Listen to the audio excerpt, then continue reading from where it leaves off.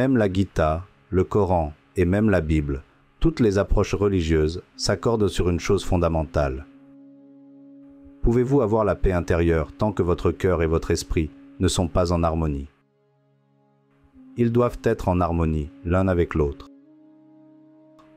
De nombreuses gouttes, de nombreux ruisseaux se rejoignent pour former un océan.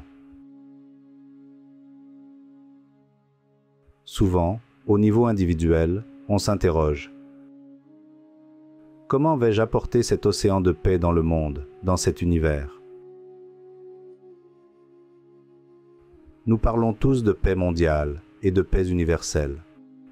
Mais comment y parvenir tant que chaque individu n'a pas trouvé la paix intérieure? Si je n'ai pas la paix en moi, quelle importance cela aurait-il même si le monde entier était en paix? Ce qui importe, c'est donc de commencer par ce que nous avons et ce que nous n'avons pas. Nous devons faire l'analyse et l'introspection de la cause du trouble qui est en moi. Est-elle matérielle, psychologique, émotionnelle? Suis-je troublé à cause d'un manque ou d'un excès quelconque? On doit se demander quels excès provoquent en nous des troubles intérieurs. Comment est-ce que je perds l'harmonie en moi? Qu'est-ce qui me rend irrité ou en colère? De choses comme ça. Ainsi, la chose fondamentale dont nous avons besoin, avant de nous perfectionner et de nous transformer en meilleurs êtres humains, c'est la capacité de penser correctement. C'est la première étape. Tant qu'une personne ne développe pas une pensée correcte, elle ne peut pas entreprendre une quête de compréhension, ni de soi-même, ni des autres. Le processus de la transformation, la démarche vers la paix personnelle, commence donc par cette introspection, et cela exige une pensée correcte. La pensée correcte conduira peut-être à une bonne compréhension. Il faut maintenant comprendre que, lorsque je parle de pensée correcte, la pensée correcte, selon un hindou, est-elle absolue selon un musulman? Chacun pensera toujours que sa pensée est correcte et que la pensée des autres est fausse. Alors, où tracer la ligne entre la pensée correcte et la pensée incorrecte, la compréhension correcte et la compréhension erronée, l'approche honnête et l'approche malhonnête de la vie, tous les aspects négatifs de cette pensée erronée, de cette compréhension erronée et de cette approche malhonnête de la vie n'apportent que des perturbations intérieures. Nous en arrivons donc à une question fondamentale. Quoi que je fasse, quoi que je pense, quelle que soit l'attitude de mon cœur, cela me donne-t-il la paix? Ou alors, est-ce que je me justifie à cause de mon conditionnement religieux? Le plus grand problème a toujours été celui des religions et de la méconnaissance des religions. J'ai été très heureux d'entendre l'honorable ministre dire que si vous pratiquez l'islam, avez la foi en l'islam, plongez-vous dans la compréhension de ce qu'est véritablement l'islam, au sens propre du terme. Si vous êtes bouddhiste, essayez de comprendre ce que signifie la bouddhéité, ce que signifie le taoïsme et ce que signifie être un sikh. Toutes les religions ont une exigence commune. Êtes-vous avant tout un être humain? Physiquement, oui. Mais sommes-nous humains intérieurement? Être humain exige de la bienveillance, fondée sur une pensée juste, une pensée correcte et une approche honnête de la vie. On peut se justifier en se disant « je fais ce qu'il faut ». Mais au fond de soi, même si vous pensez avoir éliminé toutes les personnes qui ne partagent pas vos points de vue, vous serez toujours troublé profondément. En réalité, vous voyez alors que suivre son cœur requiert un certain niveau de courage. Il faut transcender la religion elle-même.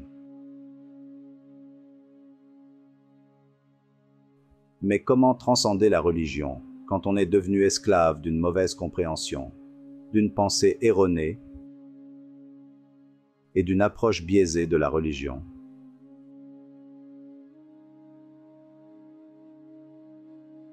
Vous ne faites que semer la discorde en séparant les êtres humains les uns des autres. Il a souvent été prouvé que la plupart des guerres de religion sont causées par un sentiment de supériorité.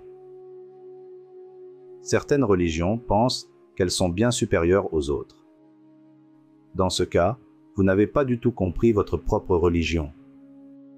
Si vous devenez agressif et essayez de prouver que vous êtes meilleur, cela n'est pas bon non plus. La paix universelle ne peut être instaurée.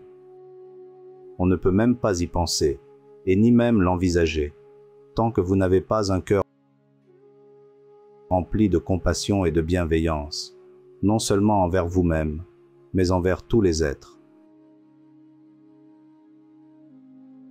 Selon ma compréhension, et comme l'enseigne la Grande Gita, et même le Coran et la Bible, toutes les voies religieuses s'accordent sur un point fondamental. Pouvez-vous avoir la paix intérieure tant que votre cœur et votre esprit ne sont pas en harmonie? Ils doivent être en harmonie. S'il n'y a pas d'harmonie entre l'esprit et le cœur, vous serez perdu. Vous serez toujours perturbé. Peu importe que Dieu existe ou non, si votre cœur n'est qu'un désert où l'amour ne fleurit pas. Je pourrais continuer à développer ce sujet particulier, mais je tiens surtout à insister sur ceci.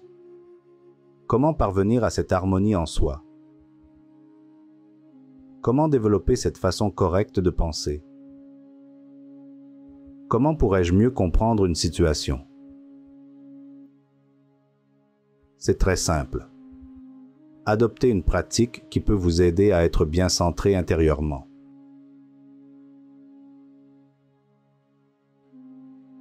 Vous pouvez vous recentrer et vous rééquilibrer intérieurement au plus profond de votre conscience. Car on ne peut pas se recentrer profondément dans la conscience d'une autre personne, aussi grande soit-elle. Même si une âme très élevée de la planète peut me guider, je devrais tout de même me référer à mon cœur et me tourner vers les profondeurs de mon être. Il faut donc avoir la capacité de plonger en soi-même et voir si ce qui nous est inculqué de l'extérieur est en harmonie avec mon cœur. Nous devons donc continuer à prier cette existence supérieure. Et nous devons être très honnêtes avec cette existence supérieure. Nous devons continuer à prier avec elle en disant « Seigneur, je ne sais même pas comment tu es. Je ne sais même pas qui tu es. Quant à la religion que je suis, Dieu, je ne sais même pas si elle est juste ou erronée. J'ai été instruit par mes parents, par mes livres et par ma communauté. Mais s'il te plaît, aide-moi. J'ai besoin de te ressentir dans mon cœur. Je t'en prie, Seigneur, aide-moi. Et comment pouvez-vous avoir cette expérience? Où pouvez-vous la vivre? Nulle part ailleurs, si ce n'est dans votre cœur. Nous fermons donc doucement les yeux et nous prêtons attention, avec le corps, l'esprit et tout notre être détendu. Nous nous intériorisons et restons réceptifs à cette source intérieure, là où Dieu réside, là où se trouve la connaissance ultime, là où réside la conscience supérieure dans notre cœur. Cette source ultime de divinité peut également être ressentie dans notre cœur. Essayons alors de fermer doucement les yeux pour méditer.